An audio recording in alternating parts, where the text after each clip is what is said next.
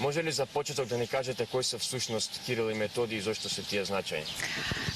Па благодарам, затоа што морам да кажам дека искажувам големо задоволство, дека ете утринската програма, нели, а на таа утринска програма гледачите на Сител, на вашата телевизија, ќе се обидеме, нели, да ги запознаеме малку на вистина кои се Кирил и Методий и зошто е значаен овој празник, овој ден, зошто тој станува и државен празник, бидејќи доскоро не беше тој државен празник.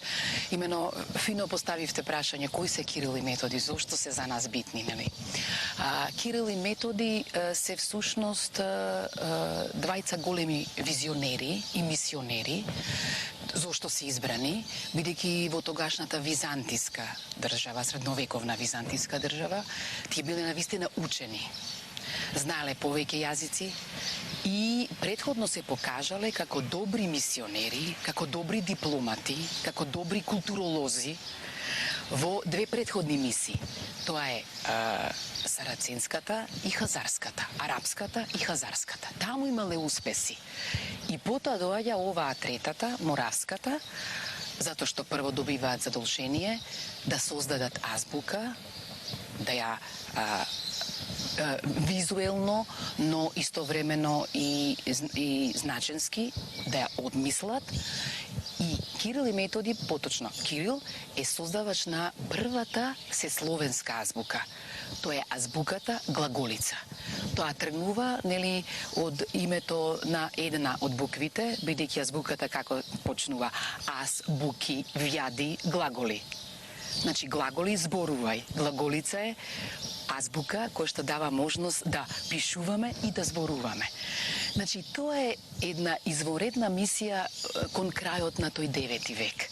Значи, се создава сесловенска азбука. Но, што е интересно, основата на кој што потоа почнува сериозен превод на библиските текстови, секако и на Библијата по прв ред, се преведува на еден сесловенски, општословенски или старословенски јазик, но мора да бидеме искрени, без разлика кому ова му се допаѓа или не, дека основата на тој старословенски јазик или црковнословенски јазик, значи во основата, ако направите вие анализа на одредени јазични црти, ќе видите дека тие јазични црти се уште ги има во говорите, во егејските говори, кои што припаѓаат на македонските говори, односно македонските дијалектни говори. Така што тоа е основата на првиот сесловенски или општословенски јазик на кој што се случуваат овие преводи. И тогаш почнува мисијата, бидејќи кога веќе имате вие азбука, имате писмо, имате книги и почнува описменувањето. Почнува да се шири и христијанството. Така што, ете, тука е таа прва точка од кој што почнува нашата приказна, кој што мора да кажам дека сите треба да ја знаеме. Значи, првата азбука е глаголицата, а потоа, значи, по смртта на Кирил и Методий, се работи на едно поусовршување на таа глаголица и учениците кои што работат на таа азбука, во чест на својот учител, ја нарекуваат кирилица. Тоа е онаа кирилица која што има во неколку земји, во Македонија, во Србија, во Русија, во Бугарија и така натаму. Така што, ете, од тука да ја почнеме, нели, нашата приказна за тоа кој се или кој биле Кирил и Методий. Така е, професор, ке спомнавте и вие за значењето на Кирил и Методий. Наистина беше овие неколку ова време додека ве слушав, беше задоволство да се слушаат тие работи, бидејќи Кирил и Методий сите многу добро знаеме, а посебно знаете вие како професор на универзитетот. Не залудно го спомнав меѓународниот семинар каде што вие го раководите, бидејќи на тој семинар се состанувате со луѓе од различни држави, од различни региони, каде што Кирил и Методий се почитувани. Каква е свеста кај луѓето од сите тие словенски земји, какво е нивниот став, нивното гледиште и нивното чествување кон овие свети браќа? Па мислам дека главната идеја на Кирил и Методий која е? во оној разговор кој што Кирил ќе го води во Рим и со не само со тогашниот папа, туку и со најмногу со германските свештеници, бидејќи бил изложен на напади, секако е тоа. Нешто ново кога се случува, вие треба да се изборите за тоа. Во сите тие напади, тој кажува многу мудро. Вели, зошто да немаме право ние на азбука и на писменост, зошто да немаме? Зарем не грее сонце за сите? Зарем не паѓа дожд за сите? Така, зарем немаме ние право на своја азбука и на своја писменост? Од тука почнува, нели, таа идеја. Мислам дека во основата и на меѓународниот семинар за македонски јазик, литература и култура лежи една ваква широка поставеност, односно свртеност, нели, кон правото на изучување на јазикот, литературата и културата. Така што ние секоја година на семинарот во рамките на оние активности кои што ги имаме, оваа година малку повеќе бидејќи е и 100 години од раѓањето на Конески, но ете во рамките на таа прва зимска школа, па сега и на летната, нели, школа, ние всушност имаме многу слависти и многу учесници токму од овие земји кои што исто така како нас го чествуваат Свети Кирил и Методи, бидејќи и тој е нивен патрон. За гледачите на Сител треба да кажеме дека Кирил и Методи се всушност, нели, ко-покровители на Европа, на европската култура.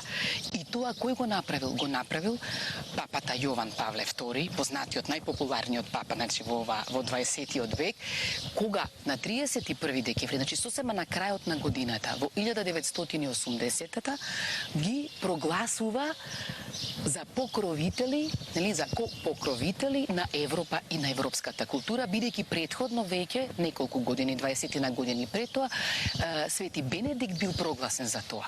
И знаете како сега тоа значи дека Кирил и Методи се всушност ткаени, значи нивната мисија, нивното значење, се она што го направија, се вткаени, значи таа нивна активност е вткаена во европската култура. Така, папата Иван Павле II, меѓутоа и Ватикан и Рим како такви се големи почитувачи на делото на светите Кирил и Методи, токму тоа зборува и фактот дека Кирил бил и повикан да работи во Рим и знаеме дека секоја година наша државна делегација и црковна заминува на чествување во Рим, каде што потоа се и остваруваат средба со римскиот и католичкиот поглавар папата, без разлика кој е сега е папата Франциск, меѓутоа Иван Павле II.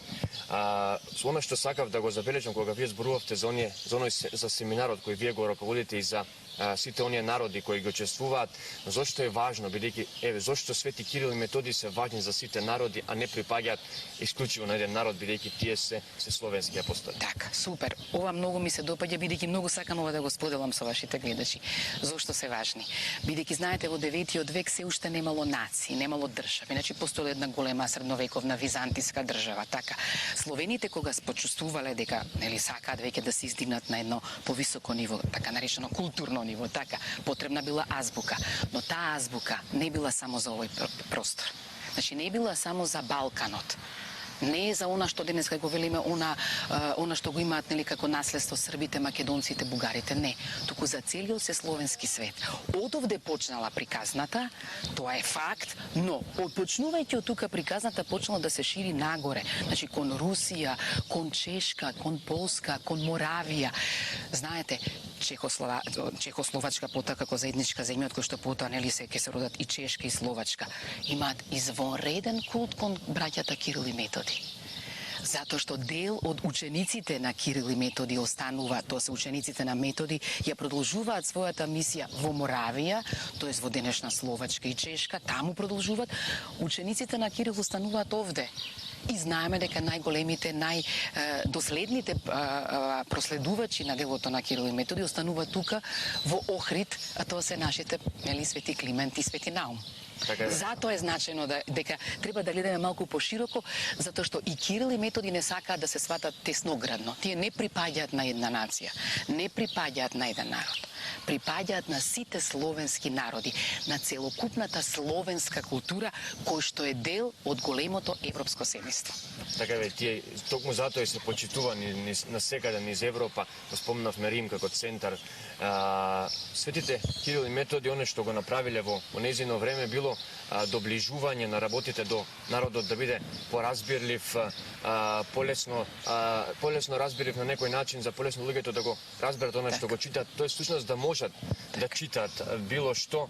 Она што тие го направиле беше направено и во Македонија со стварување на еден македонски јазик. На некој начин Кирил и Методий биле како идоли на луѓето кои го создавале јазикот со цел да имаме свој јазик, свое обележје. Вие како професор, каква е желбата кај македонските студенти и какво е нашето чувство и почит кон нашиот македонски јазик?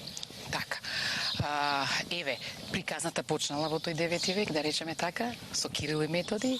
Денеска сме 21 век, но сега од тоа си словенско семејство се родија многу народи, многу семејства, нови семејства, така, но се родија и нови јазици, така, излегоа од тие јазици. Така што, ние навистина треба да знаеме кои се Кирил и Методий, зошто се битни за нас. Впрочем, и не е случајно зошто најстариот универзитет во Македонија го носи името Кирил и Методий. Не е случајно тоа. Значи, ние сакаме да покажеме таа традиција, дека не е нешто што постои сега од пред неколку години, од пред 50-на, 60-на, како што некои се обидуваат тоа да го кажат. Напротив, тоа е вековна, многу вековна традиција. И оттаму, значи, мислам дека стануваме се посвесни за тоа. Јас и во некои други пригоди сум кажала, колку повеќе некој ви кажува дека ве негира, толку повеќе вие правите, нели, еден вид на гард, нели, се браните, но истовремено станувате посвесни колку сте битни, нели, и колку сте значени. Затоа што која е основата на Европа? Право секому да каже кој е, што е, зошто е, да зборува на свој јазик. Па тоа идејата беше и на Кирил и Методий.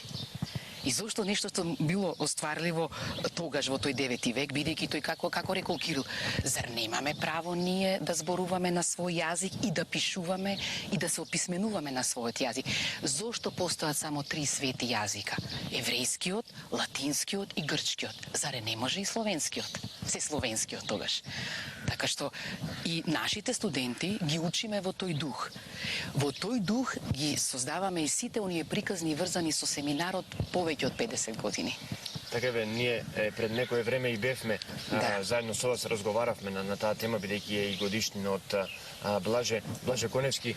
Дали може бе во овој период семинарот се занимава токму со нешто посветено во овој период? Така, супер. Затоа што, она што рековме секоја година, тоа се да речеме таа зимска еве од оваа година почна и секоја година 54-та ќе биде летна школа.